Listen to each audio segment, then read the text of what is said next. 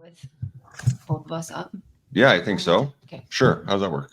Okay. Do you have to do this thing? No, I don't have to clap this time. All right. 3, Well, welcome back. 2, 1. One of those big things. So it's been a little bit of a break that we've been away. We were on vacation. We didn't record while we were on vacation, but we wanted to wait until we had some guests that we met that you found through a podcast I sent you, and we were super excited. And unfortunately, as the job does sometimes, I screwed up a couple days. I didn't put some days in the calendar, and then I got mandoed, and it's been a crazy couple days. But we were able to get all of us together and sit down and have a little chat. And we're here with Joey and Natalie Scrivani. I hope I pronounced that correctly. You did. And we're just going to have a little chat. So go ahead. So Joey, we found Joey he was talking on Keep the Promise podcast, and we heard some great things about what he's doing in his world. But more so, we wanted to be able to chat with both of you because we're a team and we know the importance of teamwork and partnership. And we wanted Natalie to be a part of this because she has some really awesome and great things to say as well. So that's what we're going to do today. And I'm going to start you guys off with maybe a difficult question, if that's okay. Just put you on the spot right away. But something that Dave and I do when we go and meet new people or speak somewhere, especially like with our couples and our relationship retreats, we always say before we introduce like what we do and who we are, we want to tell you why we're here. So we kind of start with our why. So if I know this is probably hard because you didn't think about it, but if you guys could maybe talk about your why, not just for what you both do for work, but the why of your partnership and kind of what you want to talk about today and why that's important to you.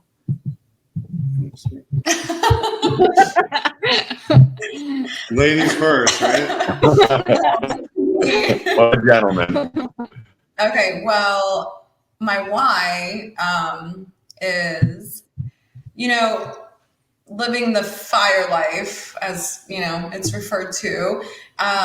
It's different. It's not like an everyday job for, our spouses. And so to bring awareness to that fact to like a general audience, and also to give other spouses a voice. I feel like, as the person who's supposed to support, the person who's in, the firefighting field, we're supposed to just smile and do and just support, but there are so many things that do affect us. And I've never really been too vocal about it. And it's just nice to be able to come on a platform and share some stuff that I've never been able to share, and also to be able to relate with Sammy. It's a lot of people they're not very open about the hardships. They're just like, oh, everything's great, everything's fine. And, and most of the time it is, but there are a lot of times that, things aren't okay and they're not fine. And I just want people to know that that is okay, and other people can and do feel the same way that they might be feeling. Mm-hmm. So that is my why, to give other people a voice. Nice. What about you? Yeah. So my why is, if you heard me on the other podcast, my story real quick was I was basically a firefighter paramedic for about 10 to 11 years.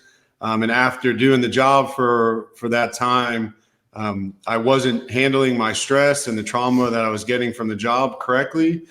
So that started to affect my marriage. It started to affect my health. And eventually I ended up getting out. So now I'm on this journey of sharing my story to give people in the career some tools, some knowledge, and now bringing my spouse in to share that side of the story as well. Is kind of what I'm really hoping to do. I want to spark a cultural shift in the fire service because we need people to do these jobs. But as it is right now, we're not giving them the tools to be able to do the job for a long time. I like to share this idea of being fit for service. So we know we have to be athletically, in shape. We have to eat good food. Another part of that is dealing with your trauma and regulating your nervous system so that you can show up to the 911 call as a present first responder to care for these people that we've been given the privilege of, being able to be the ones they call. So we have to do more to be healthy first responders. And by having this conversation and sharing and bringing my spouse in, I hope to affect some change in the divorce rates in the fire service, the alcoholism, all these things that really stem from repression. Basically, we don't know how to deal with our stuff. So by having this conversation, hopefully we can shed some light on it. We're not experts on it. We've just are people who've been through it, and we're open and we understand the value of truth and vulnerability. So having this opportunity to speak about that, hopefully that comes out and people can glean some knowledge from it. Thanks, guys. Did you want to say something? No, go ahead. I just want to reiterate, and then we can go into kind of a little bit more about what the two of you do. But I just want to reiterate that my why was, once we heard you, to be able to not only meet Natalie and understand what she went through and help other spouses, but also to learn more about what you do and why it's so, so important in our community. Sorry, siren, of course, is already being loud and annoying. But I think something that happened, I just want to tell you, Joey, happened yesterday. Oh, yeah. This is even more of my why, but I have one of the departments that I work for, there was a really bad explosion, a house explosion about 10 years ago, maybe. Something like that. Something around that timeline. I'm not sure, but it was before I knew any of them. And it was pretty devastating. And a lot of the more senior guys on the job are still really impacted by what happened that day. And one of them, I briefly talked to a couple times and we do some check-ins about stuff. And he's been having a hard time recently just with some activation and some triggers that are happening. And I tried to walk through your breathing techniques and like the 3 gears. And I taught him a lot about, like, from my perspective, like the emotions, body emotions versus the feeling words versus the thoughts, and how we can get caught up in thoughts, and just to return to your body when you're getting activated and regulate the nervous system. So I taught him about and kind of described how you did with the breathing through your nose and breathing out through your nose to regulate and time your breath. And I sent him your podcast. And I was over there yesterday visiting some of the crews, and he roves a little bit. So he came on purpose because he knew that I was going to be at one of the stations, and he came to tell me that they had a live fire last week. And it was the first time in a while that he had been in a really intense situation and he started, kind of going back to the fire or the explosion. And he was starting to have a panic attack, and he used your techniques. And he said it worked. Yeah. No, that's beautiful. It's not surprising. You know that. Yeah, no, it's not surprising, but it's so cool because it's so simple. Yeah. Once you understand, and especially in this field, we have some medical knowledge, so it's once you understand how the nervous system works, how the breath works, it's give it a shot, see what happens. And then like the guy you're sharing the story about now he knows that, now he has that skill, and he's not stuck with, having to get on some type of, prescription or something that's less empowering to him. So that's, going back to the why is I wish someone would have given me these tools when I started, when I was 20 years old, because if I would have known these things, I probably, I would have had a better shot in staying in and not, having to reinvent myself in my mid-30s. So, that's really the thing, is just to empower, all first responders with simple knowledge of how the body works to where you can become a better first responder. Yeah, absolutely. So my dad was a 30-year firefighter. And so I grew up around the fire service. I never planned on being a firefighter. This was something that was like never really in my wheelhouse. And I hate to throw my parents under the bus a little bit, but like their relationship was tumultuous at times and they would get in arguments and like any normal family. But I think a lot of it was based around the fire service as well, because, you know, my dad got in the fire service in the mid 80s, you know, the war years had just ended and they were still, you know, this is what we do. We don't talk about any of this stuff. We just push it all down. And I remember talking to my dad after he retired and he started telling me about one of his first calls and how incredibly traumatic that call was. And I'm like, man, like what could have changed? And I don't, you know, try to dwell on the past too much, but it's more about the future. So showing our kids and our people around us, our group, that this is a hard job sometimes, and we need people to do this job. Like, that's why I'm super happy that I'm not a police officer, because I would be a terrible police officer. And what kind of skills can we develop now, learning from the past and going forward to make ourselves better first responders and in turn be better spouses, better parents, better just general people in society. It's just one of those things that like, I'm interested to know. It's going to be interesting in 30 years to see the progression that first responders and first responder families have taken because of, unfortunately, on the backs of some people that have had hard things that have happened to them and made, you know, hard choices or, God forbid, ended their life because of this job. And I was there. I was at that point, you know, and my first call was on my dad. I was doing my very first ride along was with his engine company. My dad went into cardiac arrest in the Bay. That was literally the first call I ever ran. I had no EMS experience. That was the first ride along I'd ever done. The first patient I put hands on was doing CPR on my dad. Wow. And, you know, I already had one foot in that stuff.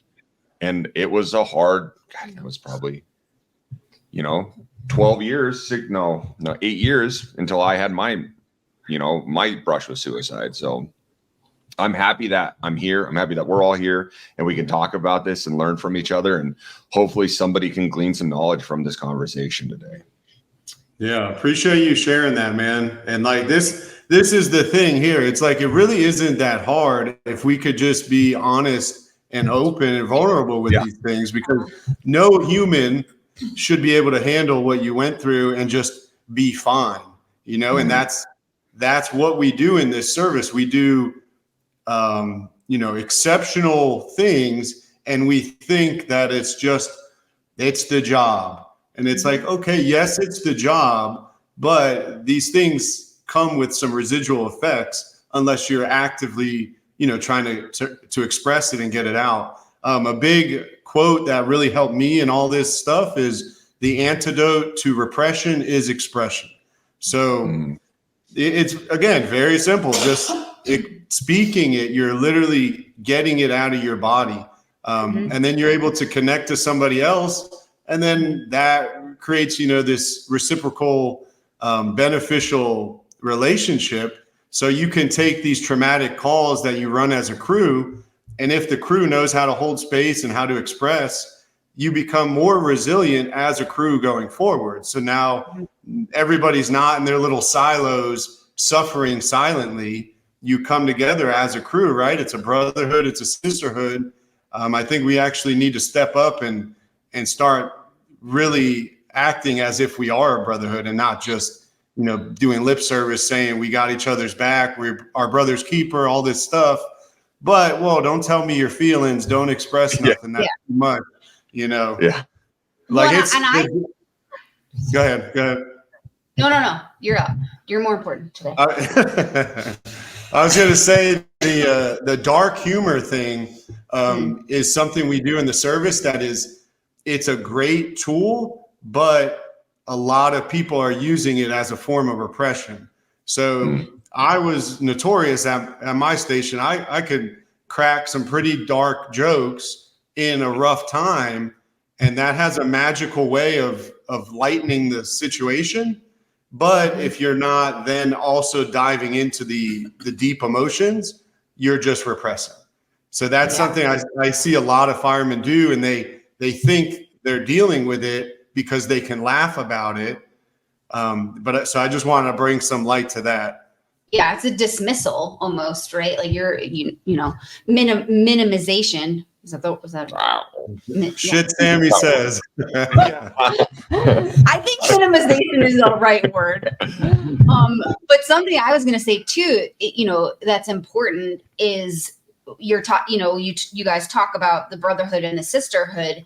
And I wish, and I'm sure Natalie wishes, that was more of an extended family thing too, right? That like we could be brought in. I feel like I'm very lucky because I've turned my job into this. But if I hadn't, I think I would feel pretty isolated if we didn't have the skills that we have to be able to communicate, or that your crew didn't welcome me to come, or, like I've talked to lots of spouses that like never go to the firehouse, and they, are pretty distant from what you all do.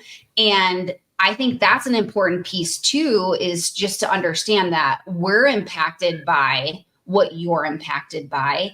And we have to learn how to kind of like hold the fort down. Is that right? Yeah. Hold the fort. Yeah.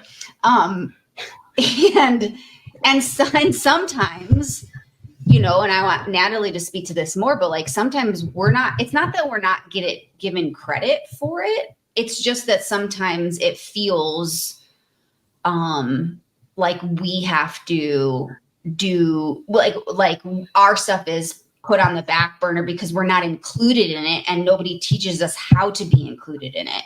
And I think that's something that maybe they used to do really well in the fire service, and maybe some departments still do, is like include spouses. But I don't know if that's as common anymore. And that sucks. Yeah. Because we're asking our people to basically risk their lives. And then nobody teaches us how to handle that and talk to you about it, or you to talk to us about it. And then on top of it, we're expected, like Natalie said earlier, to just, this is what you do. Have fun. You're just the spouse, and that's hard. Yeah. Yeah. I mean, when Joey got in, I was 21. So I was like super young.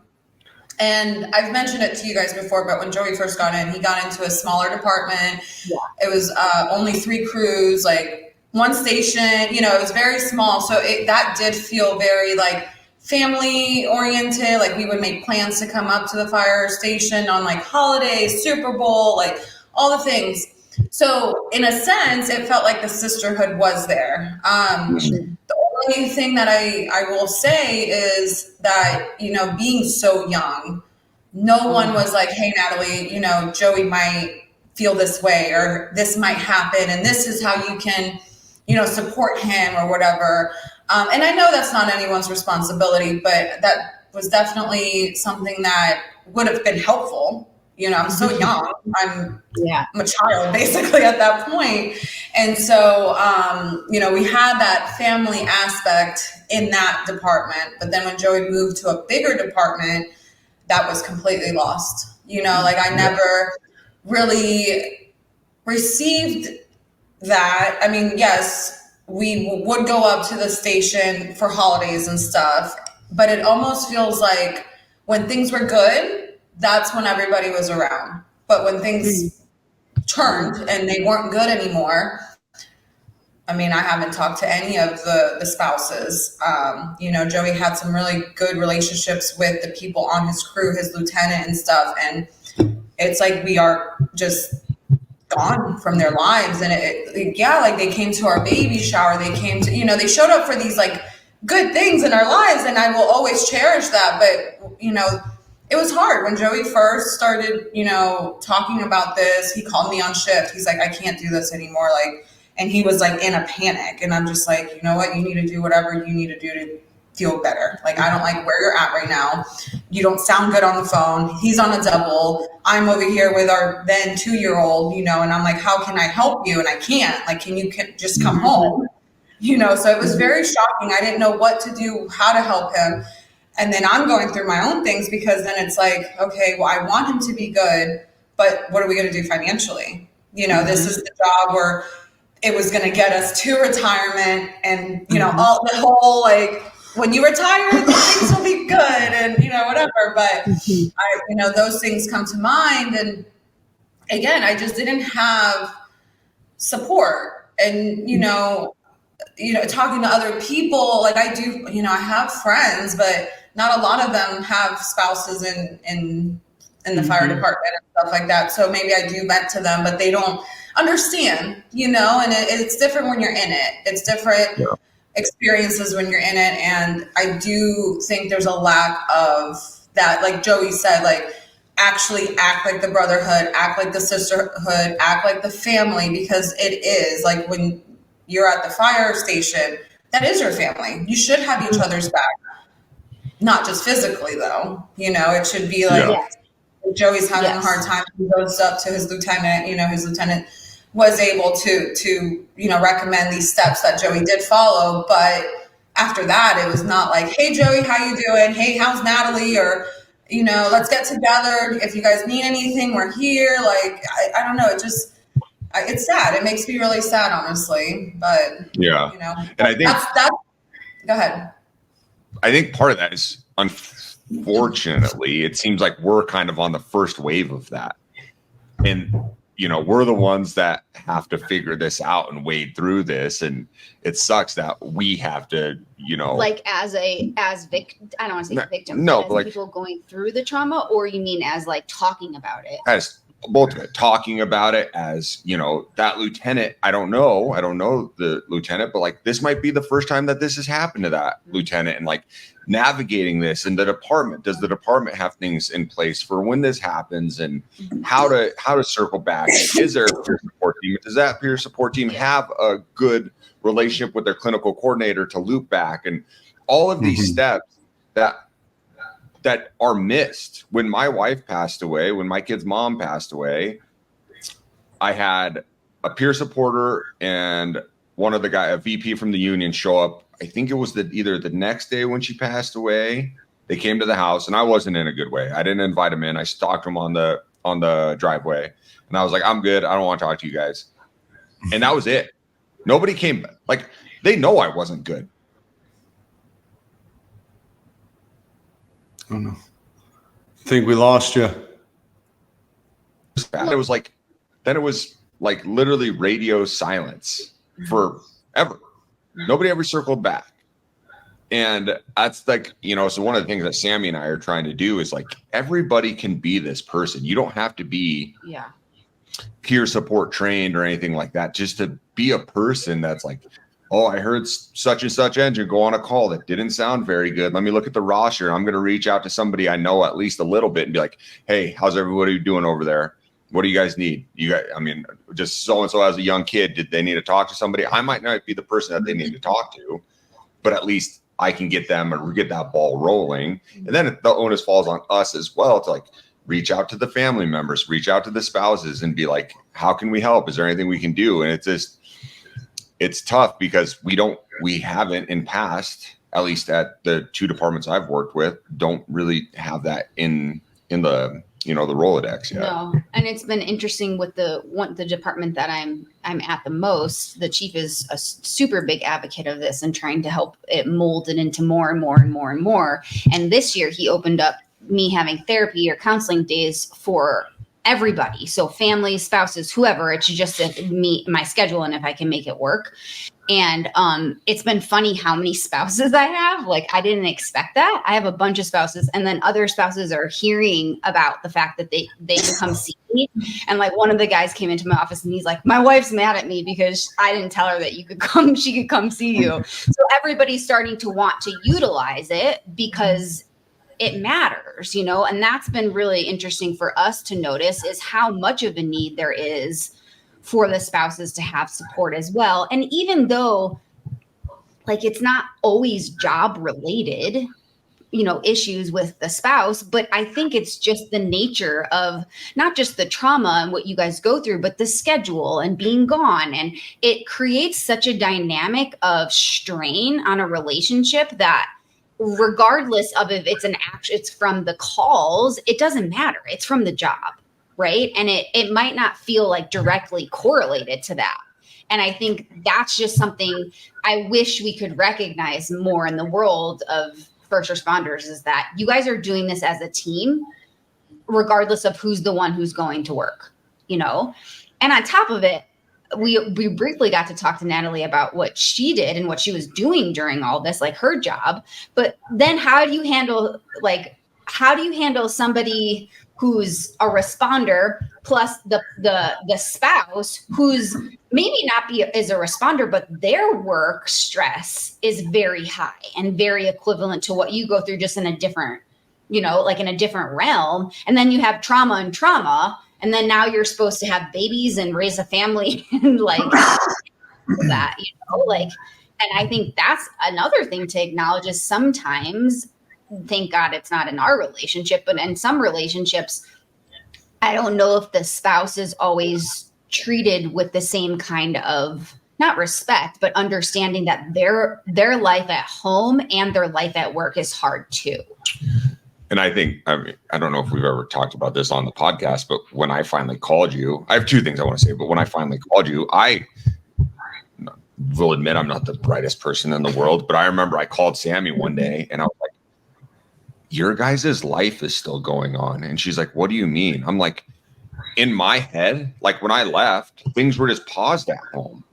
And she's like, no, we're doing things and we're living life. We're going to the store. We're going here. And I'm like, I just had this like realization of like, holy crap, like so much is going on when I'm gone. And like it all, we always joke, oh, the water heater goes out or something breaks when we're at the firehouse. And I never had that like that synapse had never fired where it's like the life of the family that I've left to go take care of other families is still going on when I'm at home. And one thing I wanted to ask you guys, so it sounds like, Joey, you were able to reach out and be like, hey, I'm having a rough day. This is a bad call. I'm not doing good. That you guys it sounds like you guys had a pretty awesome open conversation both ways, I'm assuming. Nat's like, hey, the baby's, colicky or, shit up its back or something like that and could tell you this stinks. And in my previous relationship with my kid's biological mom, and I think it was the same thing with my dad, he was unwilling and I was unwilling to open up to our partner about the calls I was running or how I was feeling or things like that. Can you guys kind of speak to, was that something you guys always did in your relationships? Like when you guys would connect at the night, or was there a precipice where that became a thing where you're like, hey, we're not talking and we need to reconnect every night or however this looks to make sure we're both on the same page? Okay. So, no, it was not always like that. And I've even thought if Joey started to have, a hard time not earlier, but before it actually happened, how would it have been different? And maybe, I don't know if I would have been so open and supportive or I don't know, because honestly, kind of like what you were saying, our lives still went on when Joey wasn't home. So again, I was 21, going through my 20s, basically, yes, I was married, but I was basically by myself. A lot of things that I was doing, Joey couldn't go to, he wasn't around for some holidays. We had special events. Now he's on mandatory. And that, and then you just have to live and you have to move on and you just do by yourself. And then people are like, where's Joey? Where do you think Joey is? Joey's at work. I don't know what to tell you. And so, that it not consciously, but it made me drift away because in my mind, Joey's at work. He's the hero. He's on the recliner. He's on his phone. He gets to work out. He's reading a book, and that's not the reality, obviously. I mean, I know you guys have downtime, but in my mind, when I'm in my 20s, this is what's going on. And I'm over here having a hard time. I had a hard time at work. I used to be a teacher. Your normal day is dealing with children from different type of homes or one situation, a kid threw a desk at me, so it could go really well or other times it could go bad. And then I don't have my spouse to come home to and tell him, what's going on in my life. And all I hear is we had a bad call or I hope we sleep tonight or, he's venting to me in a sense, but I'm already blocked off. I'm already you have it good. What are you talking about? You're not even here for me. It just builds this resentment that is not even really like truly there, but it just, you know, with all the things that you just start to resent your partner. Mm-hmm. And our communication definitely was not there. I mean, I say, like, in our summers, you know, when I was out of work for the summer, he would take time off and we would take trips. And only then, I think those trips were relationship saving for us. Like, if it wasn't for these trips, I don't know when we would have communicated. And only could we have communicated because we had the time. We had, you know, the relaxation, you know, to talk and reconnect and remember, like, this relationship and why we fell in love. But then it was like we would get a break and then he would go back, you know, and then we would probably start fighting or start, you know, disconnecting immediately. And I think what changed for us was when we had our first son, our 4-year-old. I think he started to soften up a little bit. He started to open up a little bit. And there were times, kind of like what you said about the, you know, the house, like, he fell off the bed one time and, you know, he fell off the couch and I'm calling Joey and Joey's on a bad call, or, you know, whether it's a bad or whatever call, like, it's still like he's at work and I'm over here like, Anthony fell off the bed or whatever. And he's just like, he goes into a panic mode too, because he's like, oh my gosh, I'm not there to help my own family. I'm helping other people. And so that was a real change for us, I think, is when we had our first son. And I think that definitely made us communicate better. Just because, I mean, you have kids and whatnot. So I think that was the shift for us. Yeah. To that point, it's, for me, when we had my first son, it was the vulnerability piece really came in for me. And this kind of like the counterpoint to, you know, suck it up, be a man. I started to see, well, like Dave talked about his father, my father, older generations, the older guys in the department were all doing that tough guy strategy, and it wasn't working out for him. So it started to dawn on me, well, how do I want my son? Do I want to shame him for having emotions, or does a real man able to cry and show emotion? You know what I mean? Like, so that was a big change for me. I started to, you know, really think about, how do I want to show up as a father?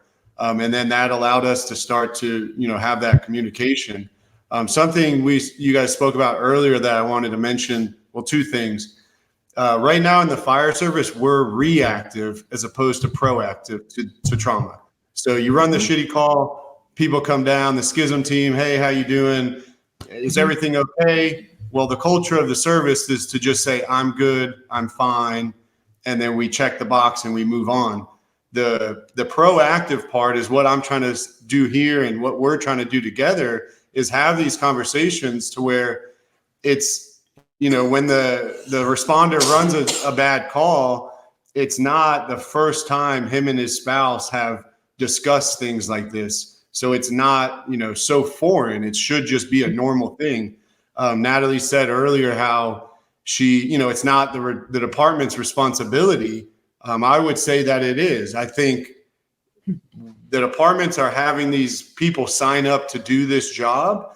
It's their responsibility to give them the tools to bring the spouses in to where they can support the first responder, so that you can have, you know, your firemen, your firewomen do a 30-year career and not kill themselves in the line of duty, not get divorced, not become an alcoholic, not, you know, die a year after they retire because all the shit is now hitting them. So, you know, doing these things, having these conversations is part of that. And then another thing is, we mentioned how I was a fireman, I'm doing the hero job. My wife was a teacher. So we used to have this disconnect where I would compare traumas or compare stresses, and I didn't understand that stress is stress. So she would tell me how the kid at school, and I'm thinking, okay, I just put my hands on a dead kid. Like, you know, and it was very easy to dismiss her things, but obviously you can't have a relationship like that. And these are the things we weren't ever taught, you know what I mean? Sure. And it's, I don't know if it's the culture's responsibility, whatever it is, but I would think if I'm a chief of a department and I'm hiring these young men, it should be my job to give them some tools, you know, for my bottom line as a chief. So this guy doesn't go out on retirement 5 years into the job. I want to invest in this guy and get 30 years out of him. So let me not only give him the fire training, make sure he's up to, you know, par on his medic skills and all these things, but hey, let me teach you a little bit about how you can deal with the stresses of the job. Let me bring your spouse in to where we can fortify and make the relationship resilient, because I mean, the statistics in our service is terrible. I mean, if I would have known those statistics going in, maybe I would have, you know, second thought it. I still would have done it because it was the best job in the world. I loved it. You know what I mean? But if I would have had some back end help, I could have kept doing it. So that's really what I'm trying to do. And what we're trying to do is have these conversations, because people just need to hear about it. They need to know they're not alone. They need to know that it's okay to have these discussions. And then just giving people some, you know, this idea of holding space, that completely shifted our relationship when we started to understand that, you know, if Natalie comes home from a rough day at school, as a first responder, we're very quick to fix. You call me, I want to fix it. That does not work when it comes to stress. Remember, the antidote to repression is expression. Well, if you're trying to tell me you're stressed and I'm like, okay, well, just do this, I just shut you up. And now that thing stays trapped. And then it turns into resentment, depression, whatever it is. So just right there, you know, if someone would have told me when I was 20, hey, man, there's this idea of holding space. This is what it is. This is what it can do for your relationship. That would have given us, you know, we've been practicing that now for, I don't know, 6, 7, 8 years. And we just get better and better at it. We still fight. We still have arguments. We had a little tiff this morning. But it's always when you have something to do together, right? So did we. It's fine. But simply, we've been through this thing now where we used to just bash heads and then nothing would get resolved. But now, you know, having some understanding, and then the stuff I like to teach about the nervous system and the body, you know, understanding when we have a disconnect, our bodies react. So if I get up into that fight or flight mode, I'm less likely to understand what she's saying. I'm more likely to just dismiss it and try to fire back with something. So being able to recognize that and then go, oh, okay, let me down regulate with my breath. Maybe I need to go listen to some music. Maybe I need to go jog for 10 minutes, you know, go play with the dog, go sit with my kid, whatever it is, to allow my physiology to regulate so that my brain comes back online, and then we can have these discussions. So all that being said, I'll pass it over to you. Yeah, there's a lot to digest there. And I think one thing I'm racking my brain around this. And so when I went through academy, and it wasn't that long ago, I think it was 12 years ago. I know what I want to say. Our peer support team didn't come in and talk to us. And I know that at the fire department I work now, the peer support team does come in, I think, for a day and speak to the recruits. And this is something like I'm fortunate that I get to go help out every once in a while with our academy. And when I have them off to the side, I'm like, hey, this is not if it's going to happen. It's when it's going to happen. This job is hard. It's just hard. It is. It's hard on you as a person. It's hard as you and a person in a relationship. It's hard as you and a person just in society. So have that relationship with a therapist or somebody on the peer support team. So when it gets there, you already have that in your back pocket. And I'm trying to think of like department wide, the things that departments could do. And obviously it always comes down to like a bottom line dollar, but what can departments do to, you know, really loop this in? Do you do 2 webinars a year where you bring a speaker in, we have somebody come in and talk about what, you know, some skill-based things for first responders and their families, and not only as like a partner, but like their children? Is there something we can bring in for people that are children, people that are this, everybody can get something from? So like we can sharpen these skills. We do enough EMS and fire-based skills and trainings a year. Like we can do something online, you know, or something. We host a thing like the chief that you work for is thinking about doing, where we have something where we can bring people in and be like, this is hard. It's not impossible, but if you don't have the skills, it's going to be either impossible or it's going to, you're going to end your life for something shitty like that. So I was just trying to think like what we could do as,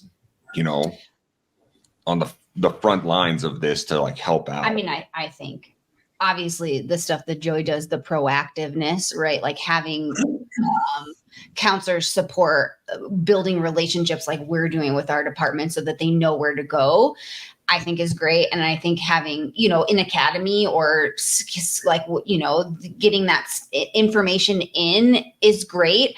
I think it depends on the people, right? Because I know Kelly, like from when we were doing Building Warrior stuff, like she would always want this and try to invite the spouses to so she would do like resiliency trainings at the academy. She used to be a firefighter at Denver that I used to work with, and we still do stuff with. She's great. And that was an encouragement. It's like, bring the spouses in, have them, invite them, but they wouldn't come.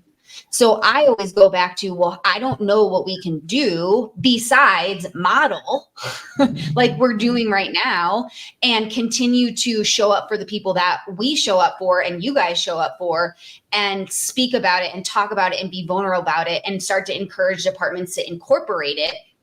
Because I think there's still a disconnect from people wanting to do this and learning about this to actually doing it, which is what you talk about a lot, Joey. Like not nobody, that's a bad word. Not a lot of people take action, right? They listen, they talk about it, they say it's great, but nobody's doing it. And I think that's the hardest part is getting people invested, especially spouses, because it's not their job, right? So to me, we can keep throwing shit at departments that we are and hoping that this works, and it is, but until they feel it and they recognize and they see us modeling it and other people modeling it, I think that's what it takes is having people that advocate, right?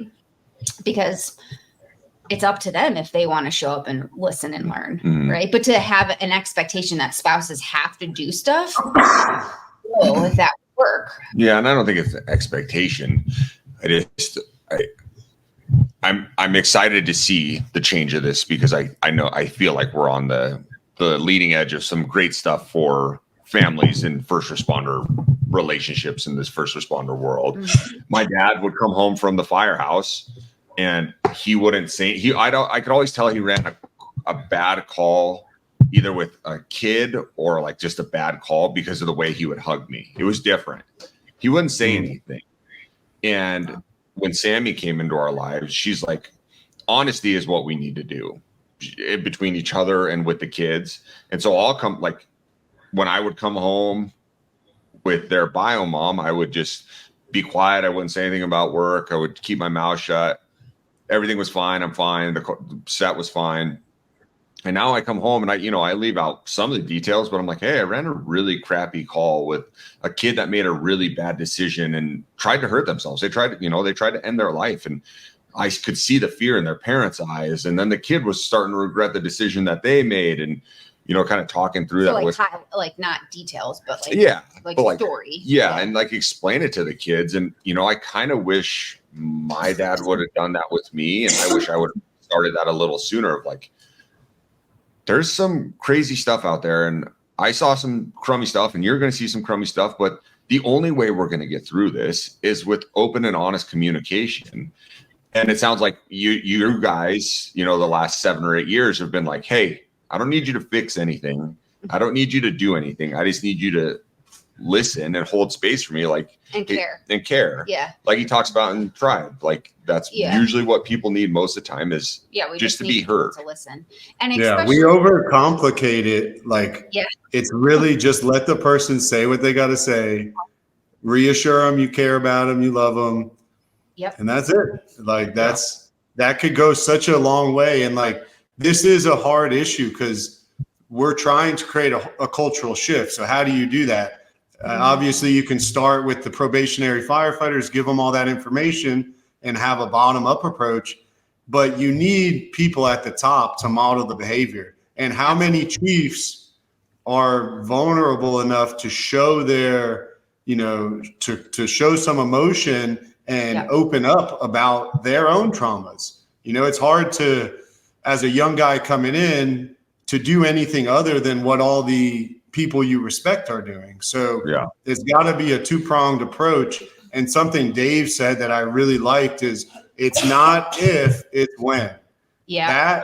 It's like the statistics bear it out. Every fireman's experience bears it out. Like, the job is going to traumatize you. And we haven't been told that. When I got in, it was like, you're going to do crazy shit. You're going to see crazy stuff. And I was like, cool, that sounds great. Let's do some crazy stuff. But it's like, no, the better thing to tell people is, hey, you're going to see traumatic things that are going to change your outlook on life. And that can make you stronger, or you can, keep that all repressed in, and then it could, infect every relationship you have. So how we make that shift, I don't know the messaging, what it is, but like the point is the job is going to take something from you. So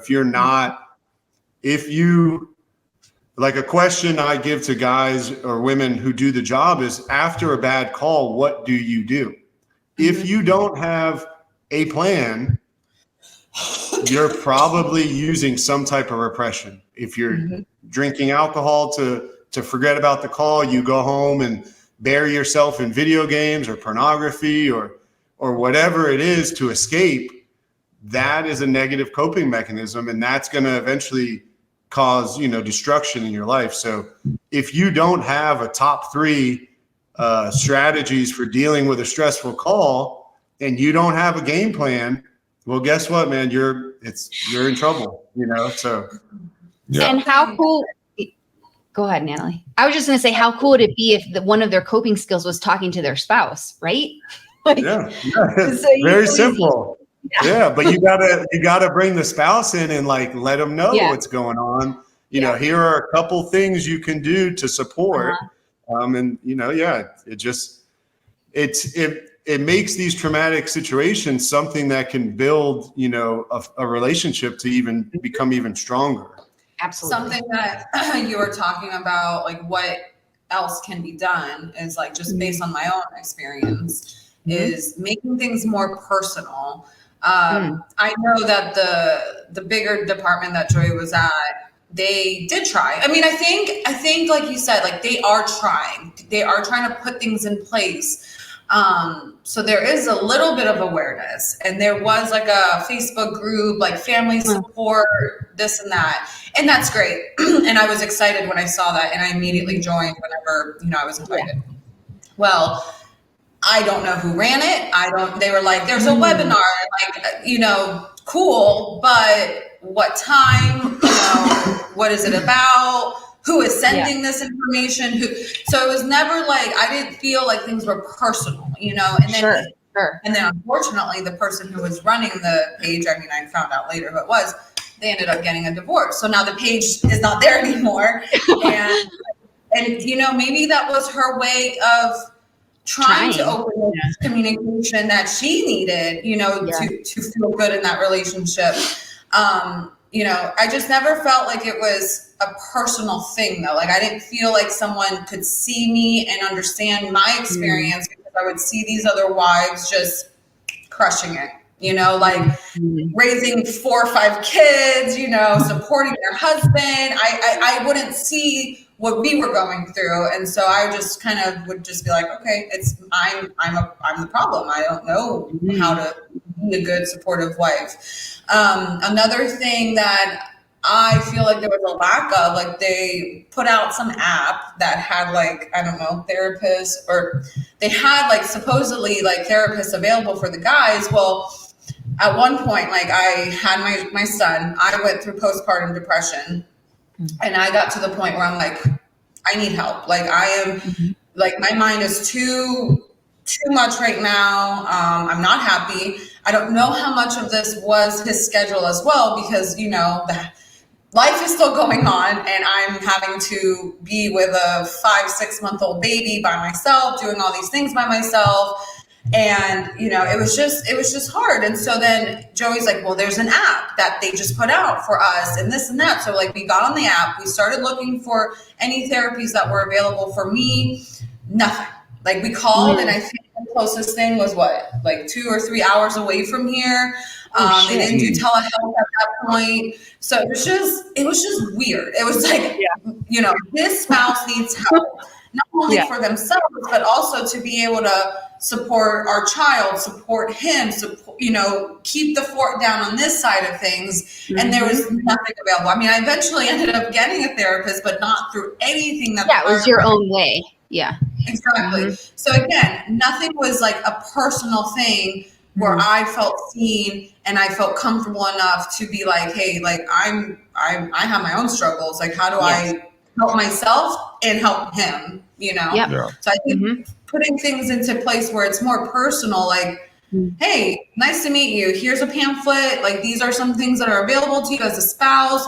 There's two webinars a year. We highly encourage you to do it. These are the topics that are going to be discussed. Like, more information, more human connection, I guess, is another thing. Because Joey's last department was a big department. And I mean, you get lost. Yeah, you get lost. There's 5 different stations, 3 shifts at each station. The furthest station is about an hour away from here. So it's just like, you do get lost and it shouldn't be like that. There's so much potential for good support. And I know they're trying, but that's the thing. Like I think we're still kind of early into this thing. Yeah. For a long time, they dismissed it as nonsense to even have emotions. Now the statistics bear it out that there's an issue. And the trainings that come down from the IAFF for these bigger organizations, they don't, from my experience, they don't have heart. It's a lot of just information, but it's not like, look, we're 2 people who actually went through it. We're giving you our story. And that, if I would have had that, earlier, it would have, that's the heart that it's missing. It's the honesty. Yeah.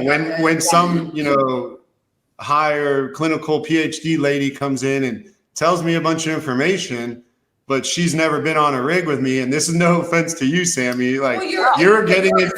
You're involved in this, in the group though. You're there. That's the proactive aspect of it. To where John runs a shitty call. Well, he already talked to Sammy 2 years ago. You guys already have a relationship. He knows who you are.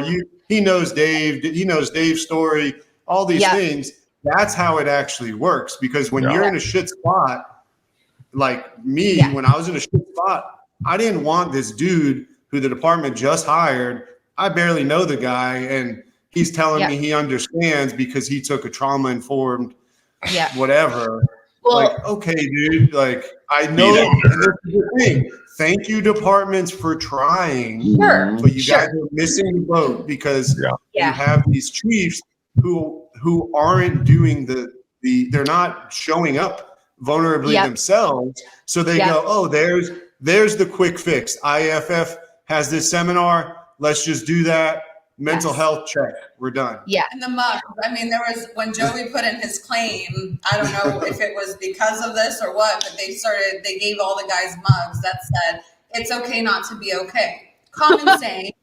But Joey would like be at the station with like all like his turmoil, and he looks at the mug and he's like, but it's not okay to not be okay. It was not.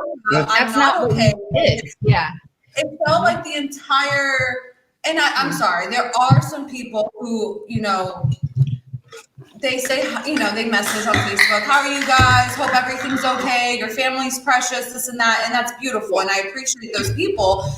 But there is no, hey, we heard that Joey's going through a rough time. How are you guys? How are you? How is Joey? How are the kids? Like, that's a little bit more personal. It's okay not to be okay. And then there's like, the suicide hotline? That's another thing. Like, who wants to call that hotline, because now you'll get the cops at your house and all these things. And, it's just, I mean, you want to voice your things, but it's the thing. It's like personal. Make it personal. Like Joey should have been able to have been like, hey, my chief has been so vulnerable to me. Let me go talk to him. And they should have been able to sit down, and they could have been, they could have related to each other, because like Dave said, like, it's not when, it's not if, it's when. It has happened.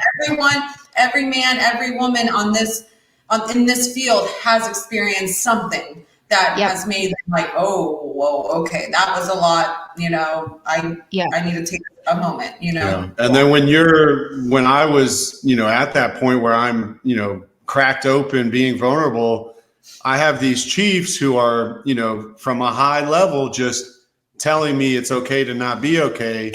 But there's a complete disconnect because they haven't dealt with their own shit. So they can't really, be vulnerable with me. And that, when you're being vulnerable, it's a felt sense when someone is actually listening to you and holding space in a proper way that allows the process to work. If that other person is just cold and distant, it just shuts you down. So you get that message of, okay, I'll just suck it up. As soon as I asked for help, it felt like now I was adversarial with the department, because now I'm on workers' comp, and it's I got a claim and all this stuff. And it gets missed that, well, I'm suicidal. Like, where is the help? What happened? You were just my brother the other day, and now I'm some freaking schmuck who's taking out the trash, and everybody is, doesn't even want to look at me because, whatever, I trigger them to think about their own shit, so they rather just ignore it. Well, like when Joey put in his claim, one of the first documents that I saw was Joey Scrivani versus his department. And I'm like, wait a second, versing the department. I mean, that's literally what it has become at this point. It's just like, it was never anything against the department. It was, hey, one of your guys is having issues. He needs help. And it just never happened. And now it's this paper that says Joey Scrivani versus blah, blah, blah department. And I'm just like, very confused about that. But that's what it has to be if he puts in a workers' comp claim, which is a whole different thing. It's like, it shouldn't even be a workers' comp claim. And, my own opinion about things. But it's sad because it has become like Joey is like a black sheep. And it's like, no, like, he was never trying to be against anybody. He just needed help, and nobody showed up, honestly. I mean, thankfully he has gotten some nice doctors through this experience, but I mean,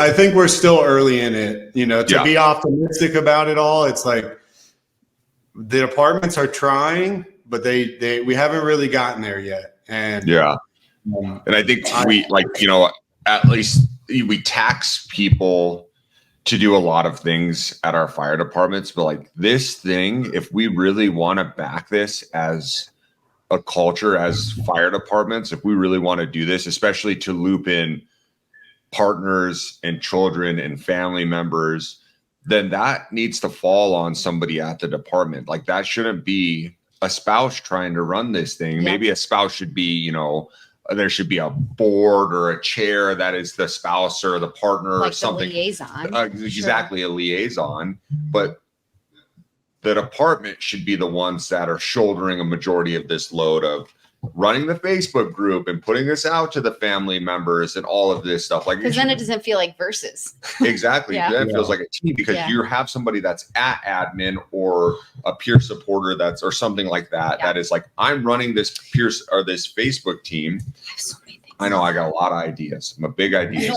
I have a lot of things to say. Not your ideas, my ideas. And then what Joey was saying about like the Chiefs practicing vulnerability, and I've had a really rough time over the last maybe year of when something doesn't go great at work.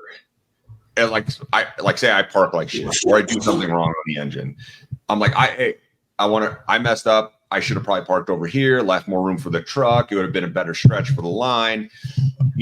I masked up like crap, or, something silly. I'm like I try to be the one that's like, this is what I messed up so everyone can learn from me. Here's what I did great that I want to do again in the future. And here's what I want to try. I think that's something as a cultural shift is like, if we start doing that on fires and trainings and stuff like that, then we can start being like, hey, last set, I went home from that call.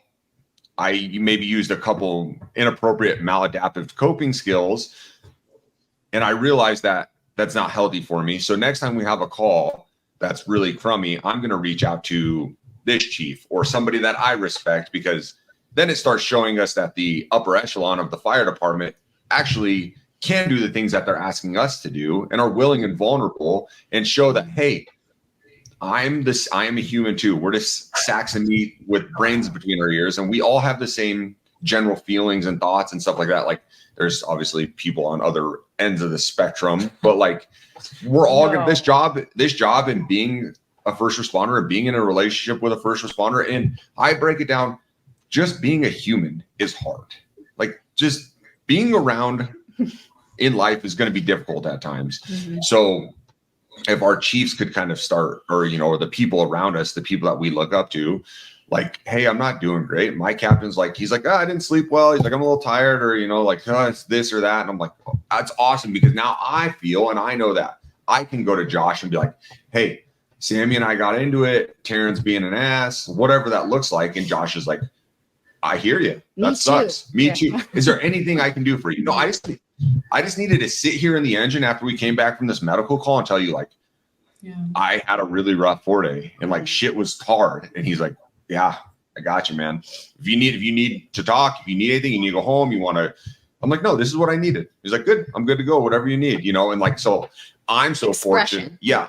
I'm so fortunate my crew, where I know that I could go to anyone on the medic or my engine company and tell them, like, hey, I'm having a shitty day and I'm not in a good mood.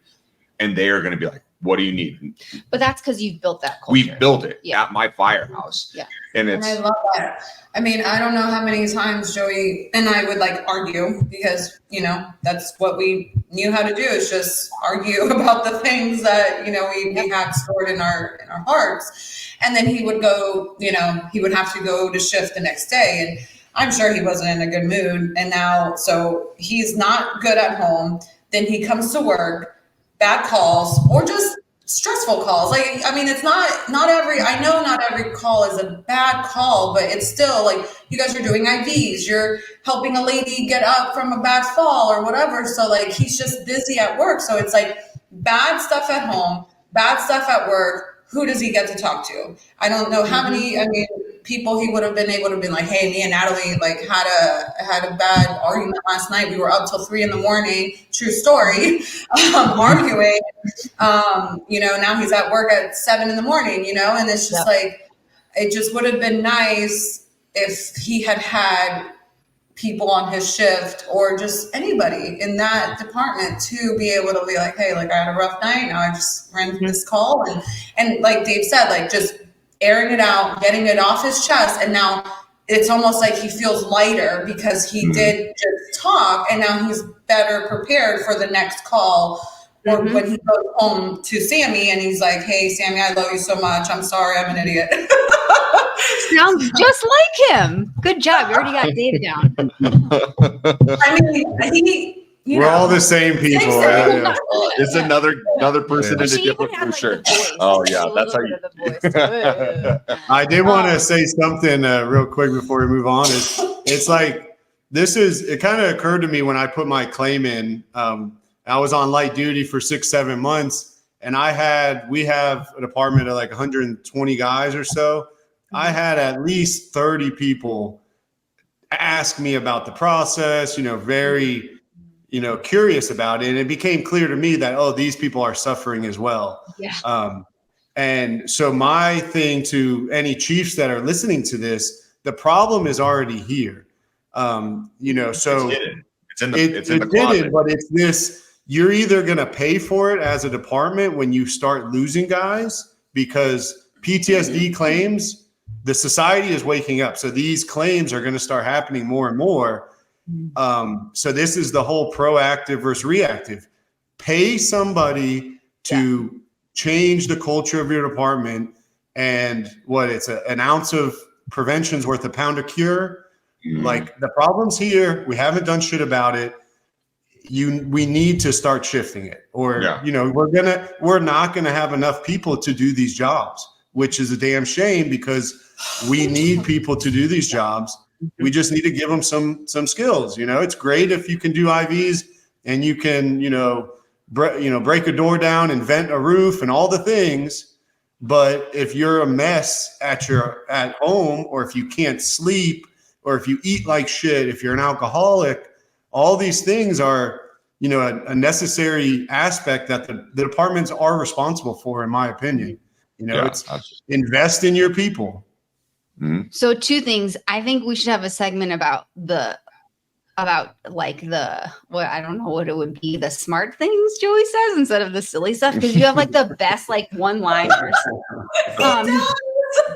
Right? Like, do you come up with them? I don't know. This is he's like, I have to make them little snippets so I remember these big ideas. Like issues in the tissue. Like there's so many of them. So I feel like I quote you all the time, and I just got to know you. So we should do that. But also, number 2, I did want to say, I know I don't feel like we're venting at all, but I do want to put an ounce of hope in this discussion, because all the things that we're talking about are about what departments can do for spouses and the team and the guys and the proactiveness and being vulnerable and showing up. I might start crying, so we have been so lucky, because we have 2 chiefs that we work for that are doing exactly what you are suggesting, right? So the chief that I work for most of the time is, like I said, just the biggest advocate of this. And he figured out a couple years ago that he needed to get on this, right? On this train. And instead of just hiring a clinician, like we're talking about, you just hire someone, which departments are starting to do now, which, okay, cool. This is a start, but nobody knows them, right? Like what you were suggesting, right, Joey? Like they haven't done ride-alongs. They just come and then they start this job, and cool, but it's going to take years to build that rapport, right? Or at least a year. So what this chief did was 2 years ago, came to me and said, I want to start this. My guys already know you because you're running our peer support team. And so there's some investment. Can we build this process? So instead of hiring me 2 years ago full time, he had this vision that was like, well, I have to start slowly incorporating Sammy into our culture. And now I'm like their family, right? So he knew this. And what he's doing this year is he's practicing, how can I, even though he knows where he's coming from, some people, because he's a chief, still have, and they like, oh, he doesn't, care about us, or, he's just, so what he's starting to do is try to incorporate time where he can come to my sessions when I'm with the guys at the station, come in his street clothes and engage in our conversation. Of course, there were some like obstinance around that. Like people were like, oh, what's he coming for? And blah, blah, blah, blah, blah. But once he started, he's just acting like them, right? So he's talking about struggles he has with his family. He's talking about, how he can't shut work off sometimes. He's talking about the shit that happened to him and why he cares about me. He's talking about why he hired me and why this is important. And he's engaging in the conversation as if he was one of them. And he is, but I mean, on that level, and being vulnerable and saying, I didn't know how to communicate with my first wife, and I didn't know how to, right? And all this stuff. And it's been so cool because it's shutting the guys up, and not really gals, is mostly guys that are complaining, but, and they're recognizing his intention is to just show them that he's doing this because he cares and because he has been through what he doesn't want them to go through. Right. Yeah. And it's so cool because, I'm hearing us say this is a cultural change, but we have one like that. Like they exist. Mm-hmm. And I hope the more that he does stuff, because I know he does a bunch of chief conferences and he goes and he's talking about this. And I hope that on that high level that the 4 of us don't really have much of an impact on, he can impact other chiefs. Right. And he can do that. And then we have the other one from the really tiny department that we work for. And from the beginning, he's been in there. So every time we come up there, we'll go up there because it's one station. We go up there 3 times a month and we have intentional mental fitness time with them. So it's like scheduled, and all the crew sits with us and we do activities and we talk. And both chiefs have been there since day one in the conversations, acting like a human and not as a chief. And so I just want to say that there is hope Mm-hmm. and it can work. And those are the two departments we've seen the most change in. Yeah. It's because the chiefs are involved. Yeah. I think. And I know on the opposite. It's inspiring because it can shift so quickly. It really doesn't need to take that long. You know what I mean? Yeah. You get a chief from the top modeling the behavior, and you educate all the probationary guys coming in, and it shifts very quick, a couple of years. And even in go ahead. Sorry, Joey. So like the chief showing his vulnerability and expressing his stuff is beautiful. For me, a big shift for me to start understanding like these ideas that the body keeps the score. It's not if, but when, was learning how to do things like breath work or something called TRE, which is trauma release exercises. And those are things that I can envision teaching people, in probationary school, because once you experience a cathartic release from your body through something like breath work, an ice bath, TRE, it's no longer just an idea that we're talking about, oh, you ran a stressful call, that impacts your body. Once you actually feel that release, that was the shift for me, where I could no longer pretend that everything was fine. And just that, if you're a fireman and you say I'm fine, that should be a cue to you that you are not fine. That is you minimizing and repressing. So, it's having the chiefs and having these higher discussions to where people understand the idea is one approach. But I think a lot of fire people are doers. So actually putting people through these experiences, it has to be part of the approach. Absolutely. Yeah. One of the things we do at my firehouse is we don't allow I'm fine. Like, I'm like, nah. I'm like, tell them, like, and one of our firefighters said they were fine. And I'm like, I can feel it. I'm not an empath like Sammy and Merrick, but I can feel that something's up. I'm like, and I'm not going to push. I'm here if you want to talk. Later on, they came to me and told me what was going on and some stuff that they were going through. Just sat there, held space, didn't really say much. It's like, all right, if you need anything, like, we have resources, we have things we can do for you. But like, I didn't have to do anything other than be like, fine's not acceptable around here. Like, we're not gonna. That's like one of the things I'm trying to push super hard is like, no, we don't say we're fine. Let's, like, if you're great, tell me what's going on. If you want to keep your shit close to your chest, okay, that's cool too. But like, let's talk about this, and I model it. That's one of the things I do is model. Like, I'm not great. I'm tired, or the kids were asses, or Sammy's being crazy because she's from Chicago. So that's what you get. The other thing I was thinking was, I know the likelihood of any Chiefs listening to this is almost zero. Our Chiefs will, but they already hired you. I think one of the things I was thinking is, when we do hire somebody, when, let's say, my fire department's going to be called the Friendship Fire Brigade. That's the fire department I'm going to start with all my friends.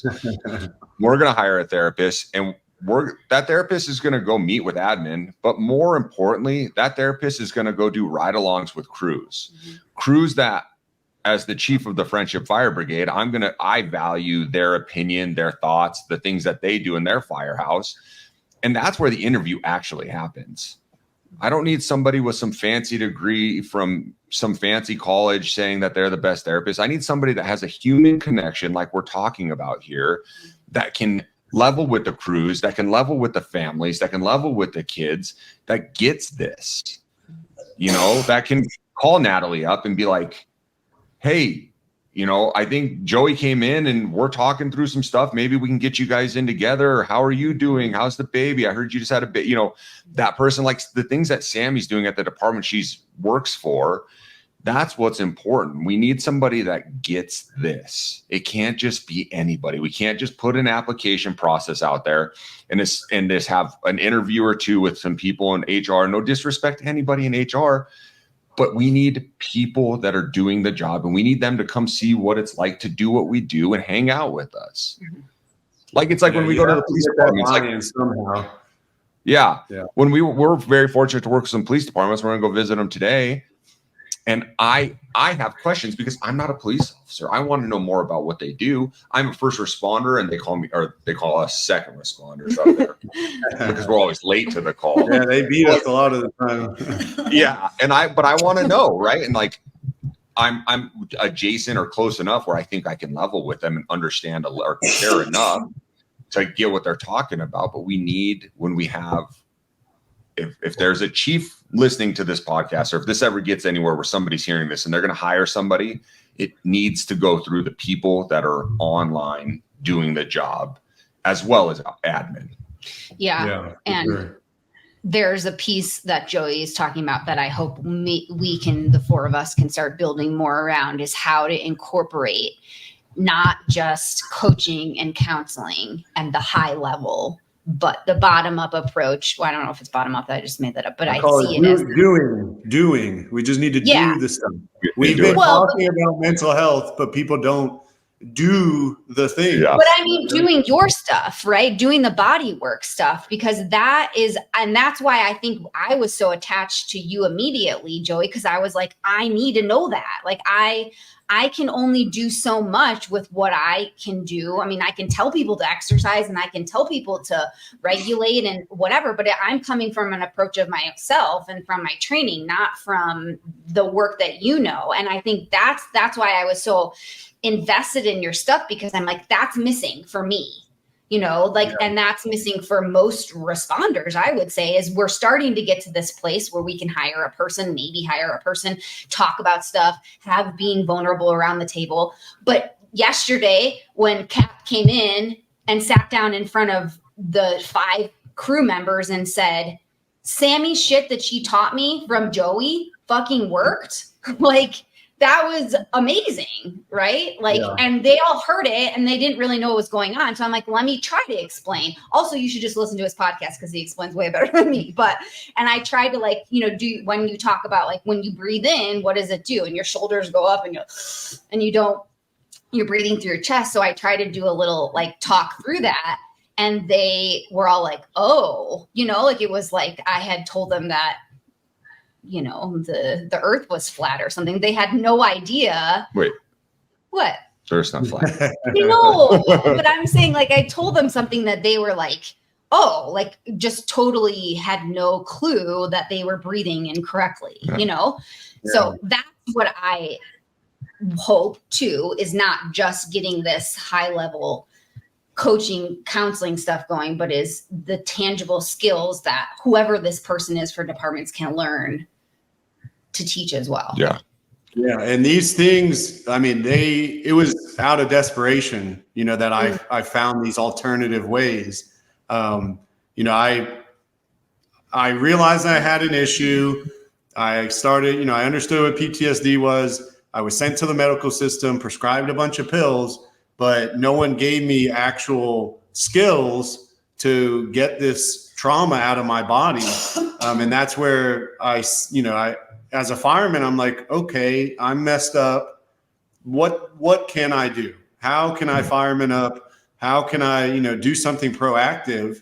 I'm a doer. I want to fix. I want to do something. And then when I found these body-based techniques that, well, hey, dude, go spend 30 minutes breathing in this way and watch what happens. And then, you know, I have this release where I remember a hanging I went to 8 years ago, and I didn't realize that was still bothering me. And I'm able to cry it out or scream it out or whatever the hell it looks like, get it out of my body. And then I'm able to come back to a more regulated state. It became like, well, holy shit, why didn't anybody tell me this? Why wasn't I taught this first thing in probationary school? Like, we know we're going to deal with trauma in this job. Why don't we have actual skills to get it out? And that's where, like, I'm glad you heard me. I'm glad I even, you know, spoke on these podcasts to start getting this out, because that's what the people need. They need tangible skills that they can do on their own. You know what I mean? Like, I don't expect every fireman to run a call and then go call his therapist or do whatever. Like, okay, dude, if you just ran a shitty call, don't go drink alcohol and get shit-faced. Go don't go play video games for hours. Don't go kill yourself in the gym. Try this, trauma release thing. Try this breathing technique. Go journal about it. Do something to where you start to understand yourself more, and then you recognize, oh, this TRE doesn't work for me. But getting in nature and going for a slow walk, undistracted. I'm not listening to a podcast. And, these thoughts, these images start coming up, and I can journal them, or then maybe I go talk to my spouse about it. That's how you're going to make that shift. So all these, these things I teach about came from me being in a desperate place and then finally finding some relief, because the pills were not helping me. They trapped me in this victim mindset where I was like, well, shit, I'm messed up. I guess I got to just take these pills. And, that's a depressing road forward. Absolutely. Well, Joey would even ask me, or would say out loud, I don't know what's wrong with me. I don't know. I feel like I'm broken. And these tools, strategies, coping mechanisms, do give people their power back. And I do some of these things just for my own, depression or anxiety and stuff. And not everything works every time. I have to find the right thing to do, but it does make me feel like, okay, I'm feeling low today. Let me meditate. Let me do some breathing. Let me do some cold, hot therapy, whatever it is that I need, instead of being like, oh, I'm just there's nothing I can do. Cause it does feel like that. I can only speak on my own depression, but it does feel like there's nothing I can do. I can't just snap out of it. And yes, that's true. You can't just snap out of it, but there are different things that you can do to take the first step to feel a little better, even if it's a little bit. So it does give people the power back to have these tools and strategies to help them, not just medicine. And in no way are we saying medicine is not, good. I think that it's it could be another first step to, kind of finding a baseline for yourself. But the problem is that we as a society, this is going beyond just the fire service, but as a society, we're depending too much on medicine, it feels like, to where you're 20 years later, you're still taking the same antidepressants or the sleeping pills or whatever. And it's that doesn't you didn't fix anything. No, the problems are still there. The problems are still there. You wait. Same thing with, alcohol. I have coped with alcohol before. So it is I need a drink. I have a stressful day at work. Joey and I are fighting, whatever the case is. So I go, I drink with friends, and it's a great time, but then my problems are still there the next day. And these healthier coping mechanisms, yes, your problems are still going to be there, but these are just a better way of attacking how you gotta face the dragon. Yes. And you're creating a foundation, right? We talk about that a lot. It's action, then motivation, right? You have to take these actionable steps, foundational steps to help regulate yourself, regulate your body so that you can deal with the higher level things, right? How that shows up. And one of my little sayings comes up too, is the quickest way out of the mind is into the body. So when I was really having trouble, I started trying to do meditation. And it's hard to control your mind with your mind. So that's where I recognize, well, if I regulate my nervous system, there's another saying, story follows state. So the story in your mind follows the state of your nervous system.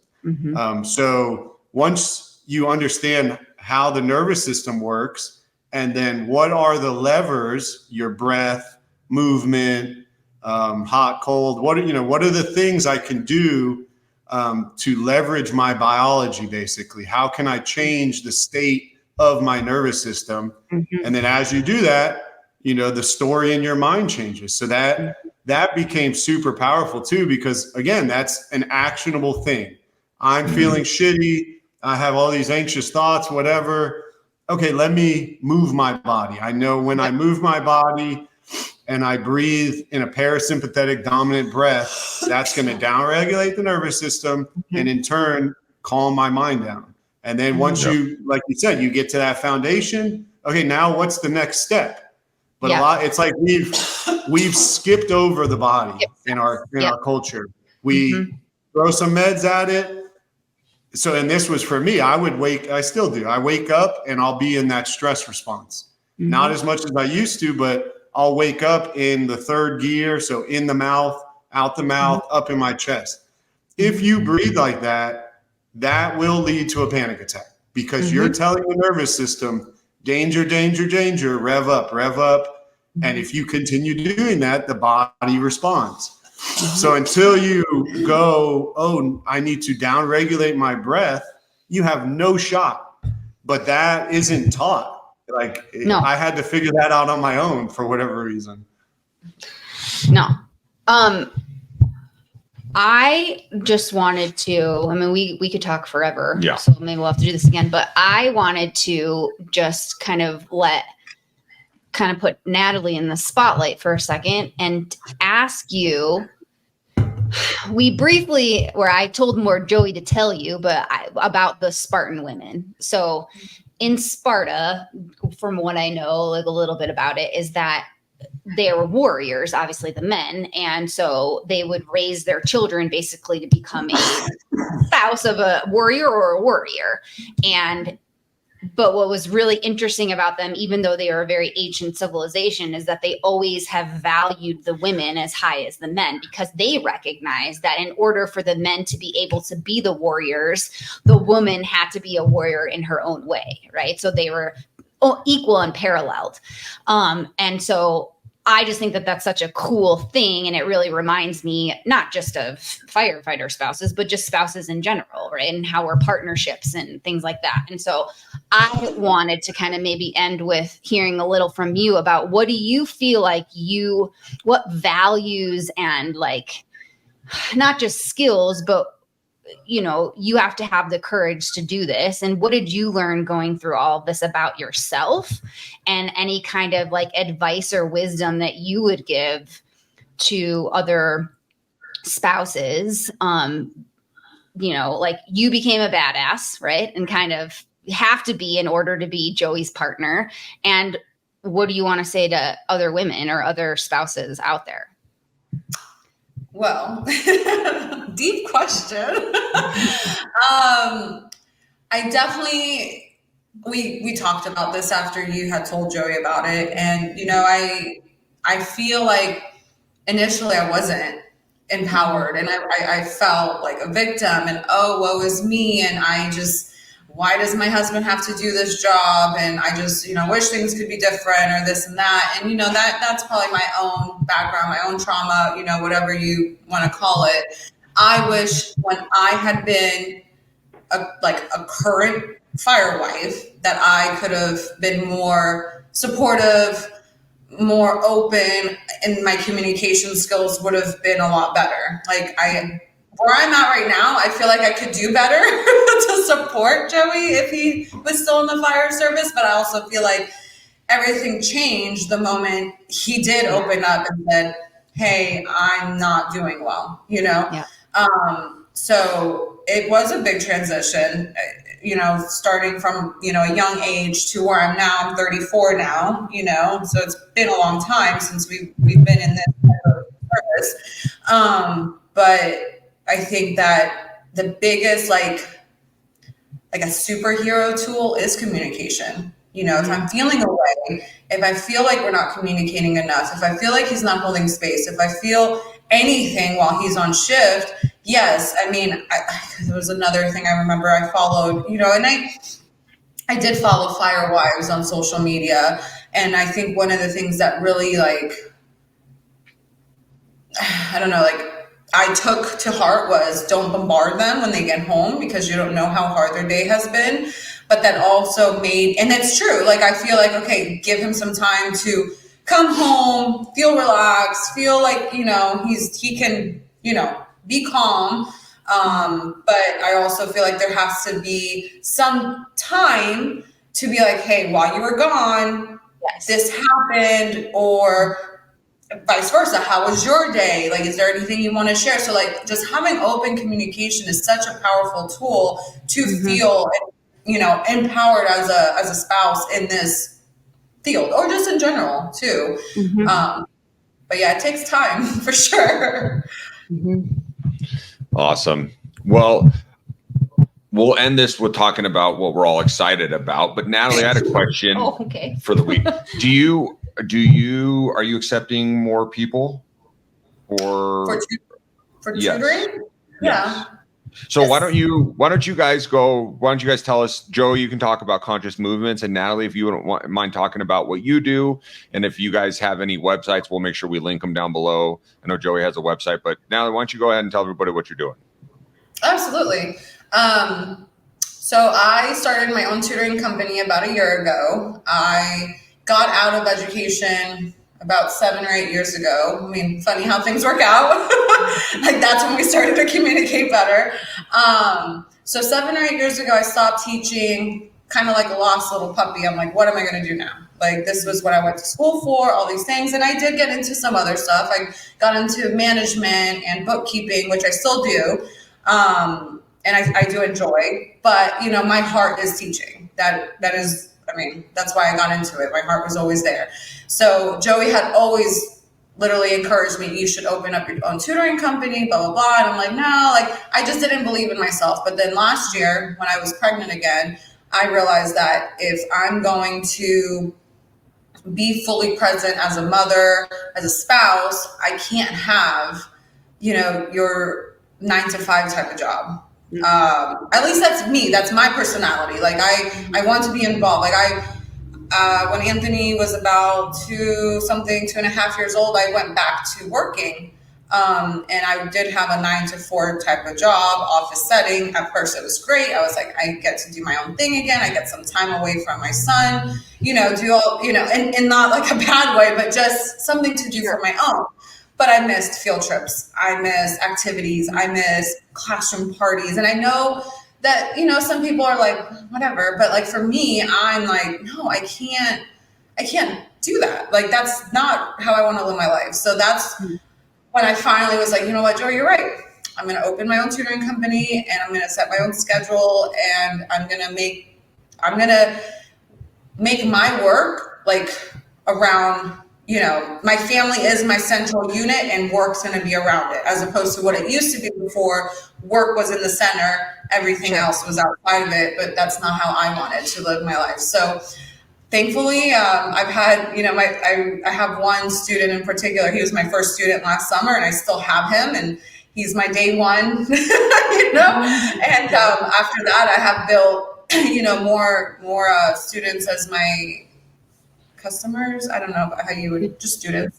And going into, like, it's been about a year, so it's been great. And yeah, if anybody, I offer virtual tutoring through Zoom, which is even better for my schedule with my family. And I don't have a website, but I do have an Instagram page. I can send you guys the link after this. It's just 3 Little Birds Tutoring Services. I have the email if anybody wants to contact me. It's 3littlebirdstutoring@gmail.com. And yeah, I mean, I'm accepting more students for the summer, going into next year as well. You know, the biggest thing, we talked about it before we went, you know, we started recording, that the summer slide is real. You know, a lot of students forget what they learned in a year, and I get it. Like, you're not doing it every day, so it just goes to the back of, you know, wherever. And just practicing those skills on a weekly, twice a month basis during the summer does help, you know, students stay on top of their things and then be prepared for the next school year to get more and new information. So yeah, if you need any tutoring services, contact me. Is there a age range or a grade range that you're I mean, my experience ranges from kindergarten. I mean, even I'll throw it out there. Like, I've worked with my oldest son since obviously he was a baby, and he's doing really well. And I will toot my own horn, and I think it's because I've done stuff with him. So I mean, professionally, I've done from kindergarten all the way up to 9th grade. Any subject I will take on, even if it's like, I did pre-algebra this past school year, and it's been a while since I've done pre-algebra, so I had to like study. But my student who was not I would say a strong math student, aced his pre-algebra course. He has more confidence, and that's another thing. Like, it's not just academically like, I don't want to just encourage them academically, but I want to build my students' confidence in these like subjects that they're not confident in, because I was not confident in math. And now I love math because I understand it. And that's how I want to help these students. Something Joey keeps saying and whispering right here is I am bilingual. So, you know, if anybody wants any Spanish tutoring, I do offer that as well. Or, you know, I'm also certified in ESOL teaching. So I have experience with teaching students with English as a second language. I've experienced teaching students who are, you know, have a disability. It could be a learning disability. It could be a physical disability. I have that type of experience as well. So honestly, like, my umbrella is pretty big. So if you can name something, I probably can help you out. That's awesome. Yes, we will for sure link that. Thank you so much for that. That's awesome. Maybe I can take some Spanish lessons so I can speak with Brooke. She didn't say that she teaches Spanish. No, she did just now. She said she can teach in Spanish. Will you teach me Spanish too? I can teach you Spanish, yeah. Are you sure? I don't know if you should. Not a good student. I'm a tough student. Joey, why don't you talk about conscious movements?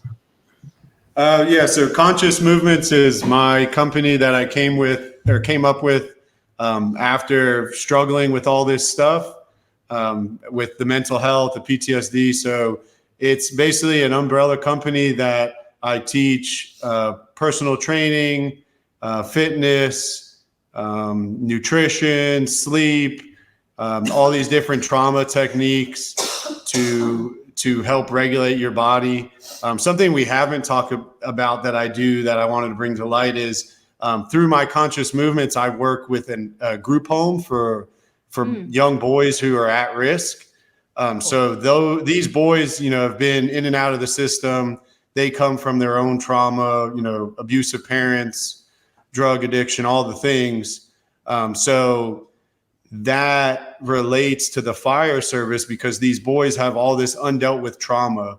So part of the training I do with adults is, you know, giving them these tools to help manage their stress.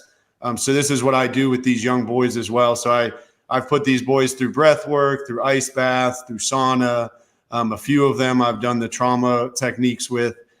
So that's something that's really close to my heart. And it wasn't something I imagined I was going to do when I started this company. But as a society, everybody has trauma. So Conscious Movements as a company is basically a way to teach people how to deal with their stress. So I get to work with these young boys and give them some tools so they don't get stuck in the system and don't get stuck repeating the same trauma that they incurred. So I work with kids, adults, and Conscious Movements is basically all the stuff I learned to help myself. Now I'm teaching others. Awesome. That's awesome. And you guys you run classes at a gym. If I remember, I looked like, I saw something on your website because I looked a couple days ago, and you're running classes for like maybe the next month and then taking a little bit of time. And you guys is it technically the Panhandle of Florida? Is that what's supposed to be we're called? in Panama City Beach. So right up in the Panhandle. Emerald Coast. Yeah. So I was teaching. So in Conscious Movements, I have Conscious Movements class basically, which is about an hour and a half class where, again, I'm trying to get people to do the skill of self-regulation. So in that class, I take people through the different gears of breathing.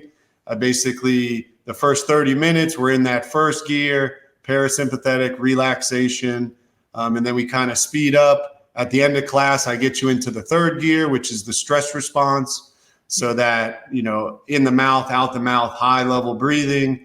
And then I coach people back through the breath to down regulate. So hopefully you leave the class, somebody cuts you off in traffic, you're able to recognize your shoulders go up. You want to immediately tell the guy he's an asshole, but you go, oh yeah, that guy told me to exhale to calm myself down. And yeah, now you've practiced that skill. So I was teaching that class twice a week. I'm taking the summer off just to focus on some other things. I do have an online program, which is basically the class, just in an online version. So that's on my website, conscious-movements.com, or on Instagram, conscious_movements. So yeah, feel free to check it out, and appreciate everybody taking the time to listen to this. Appreciate you guys, and look forward to doing this again. Yeah, and I think Inside Baseballs, we're trying to get you guys out here. It sounds like in July, August. I don't know. It's like in a month. No, September. September. That's what I said. I said September. I didn't realize it was going to be June in a couple days. Yeah, it's whatever. Days. Well, just move. Like we said, just move here, and then we don't have to deal with this anymore. So yeah, we're going to try to get you guys out here. Yeah. So I like to, and this is something that we just kind of started doing at the beginning of the first podcast, was something you're excited for this next week. I just think it's cool to set some intention and something you're like, oh, this is something I'm looking forward to. So Natalie, I'm going to put you on the spot, if you don't mind, something that you're looking forward to this next week. I'm looking at my week. Let's see. You're like, I have 3 hours on Wednesday not to do anything. Pretty excited.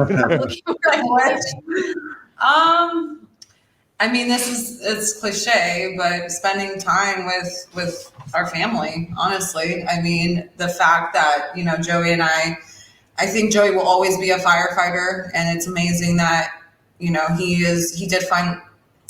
found conscious movements. I've always thought, it's gonna circle back and you're gonna give back to your community, because again, I still think he's still a firefighter, just like I'm still a teacher, even if I'm not in the classroom. So the fact that we have found a way to still pursue our dreams, because it was always my dream to be a teacher, it was always his dream to be a firefighter, but not let it tear us down, with the other stressors that come with those fields, and to be like a family. My son goes to preschool, for the social aspect, for the academic aspect, to give us a little bit of a break, but for the most part, we do spend a lot of time as a family. So that is something that I look forward to, honestly, every week. But to be more specific, I do have a run, a 5K on Saturday, so I'm pretty excited about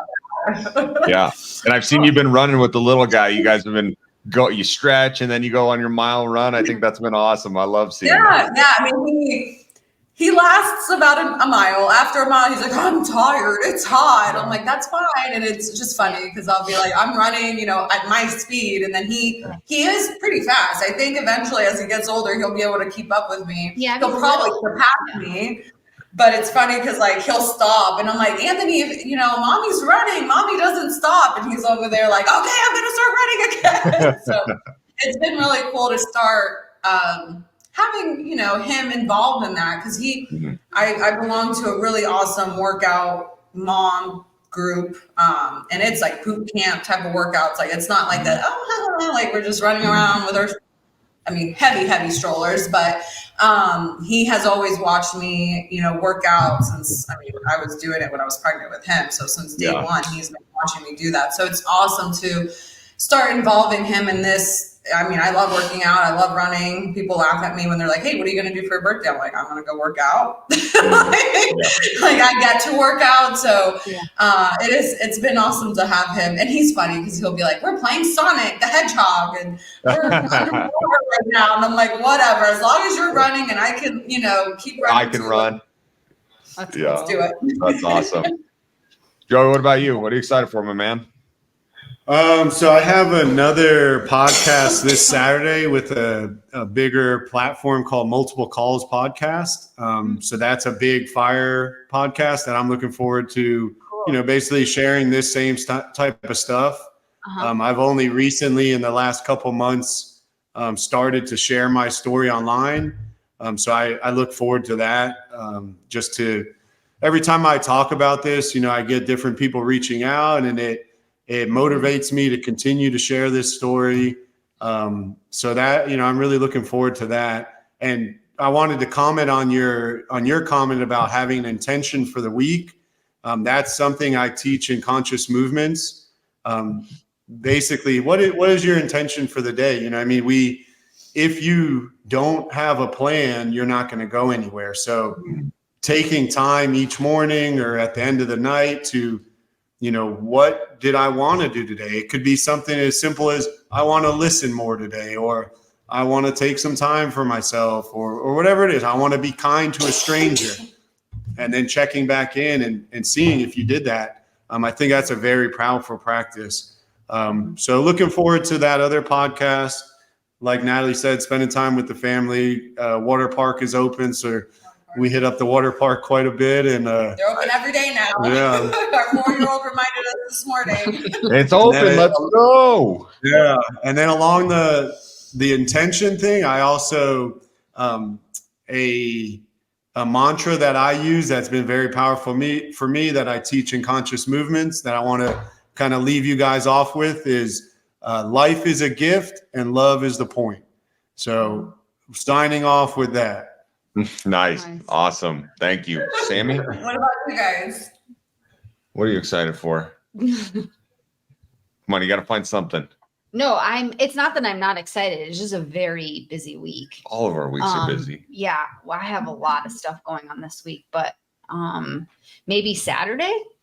So Dave has a 3-day coming up, 72. So you get off and we're going to go for a trail run.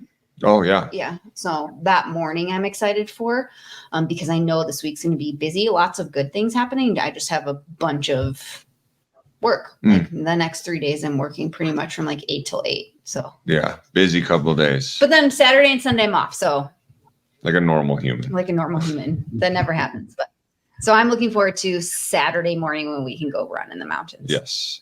Awesome. Well, I'm super excited. Taryn's worked super hard the last couple of years. We get to celebrate her a little bit today and Sunday. She worked her butt off.